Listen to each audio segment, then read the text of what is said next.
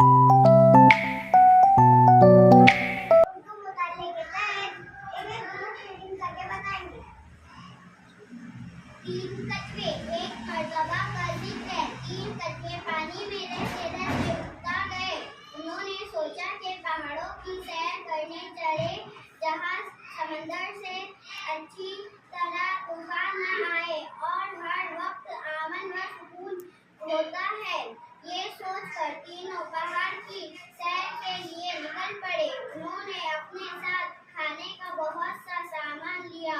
उनका सफर बहुत लंबा था, क्योंकि समंदर से पहाड़ का फासला सैकड़ों मीटर का था।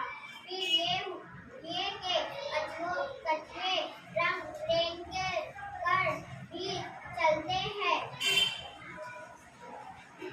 तीनों कछुए पहाड़ की तरफ चलते रहे। रास्ता लंबा था, और हर तरफ झाड़ जंगल, लेकिन कछुए भी ढूंढ के पक्के थे। वो हर तकलीफ का मुकाबला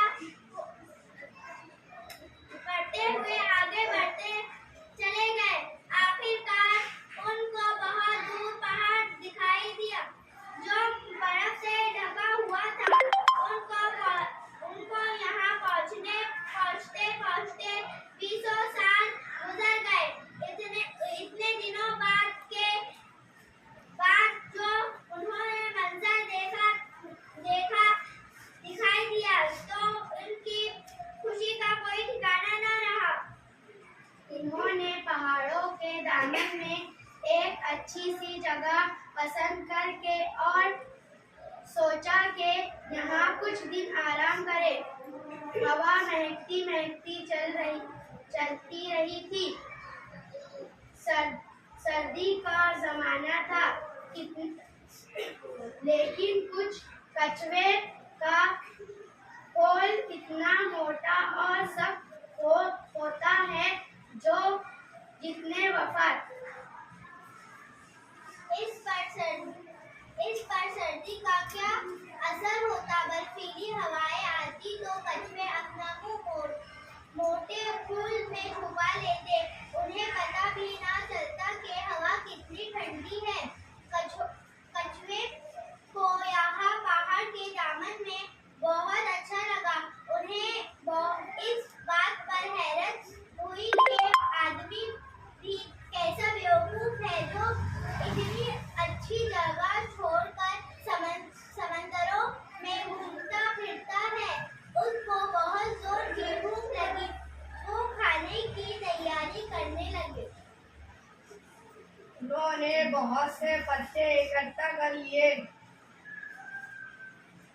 बड़े सलीके से उन पत्तों पर अपना खाना रखा। जब खाने के लिए हाथ बढ़ाया तो देखा कि यहाँ पानी का नाम और निशान भी नहीं। हर तरफ ही बर्फ है। तब उन्हें ख्याल आया कि खाना खाने के बाद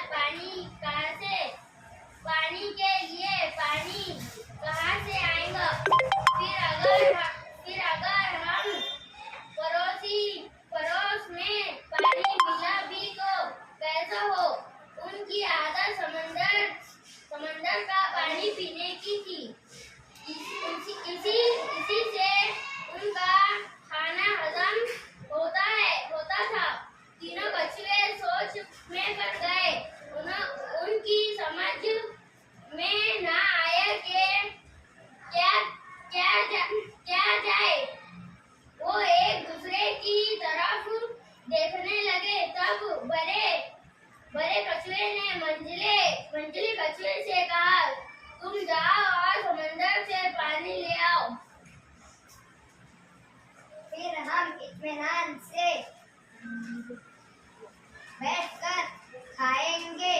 मंझला कछुआ बोला, मेरी राय तो ये है कि छोटे कछुए को जाना चाहिए। वो उस वक्त भी खास हंसता मचाल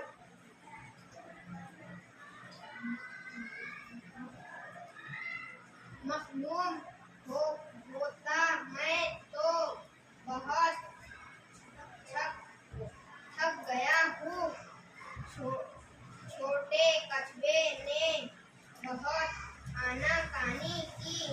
मगर दोनों